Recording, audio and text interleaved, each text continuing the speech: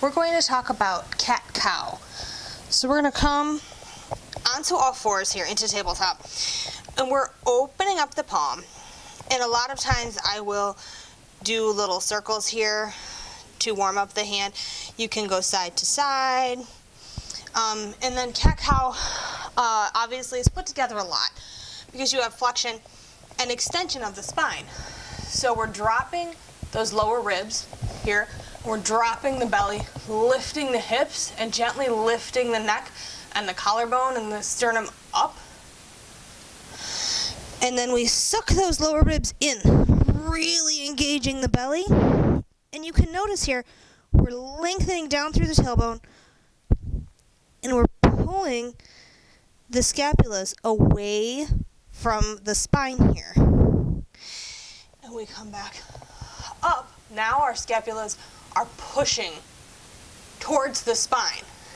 So we're using those rhomboids and middle trap in the movement of these poses, excuse me.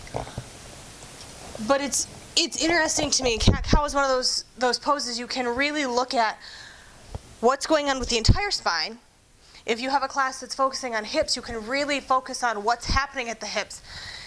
And if you're focusing on shoulders, you can really dive into what's going on at the shoulders, which I like. I like that you can use it and you're aware of all of these things that work together, but you can really dive into, okay, we're really warming up the hips, or okay, we're really focusing on the shoulders. So we're going to come back into it here. If you wanted to warm up for core, if you're working on something with the core, to warm up for that, so you could start here, really sucking those bottom ribs in, and then letting them drop down, keeping the shoulder blades away from the spine, or the neck rather. So I do this on an inhale and an exhale.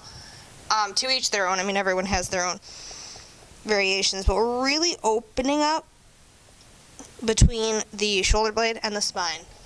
And then we bring back together. Getting back to what I was saying about the core.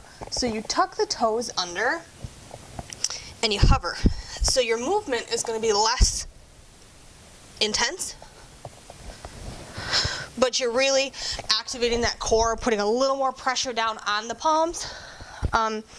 You have some options too if you want to warm up the sides a little bit more. Bring shoulder and hip towards each other. And you can always add a little more movement. Like sometimes I'll scoop down and come up and send the hips back and then come up. It's a nice transition into child's pose if you're going to transition from cat-cow to child's.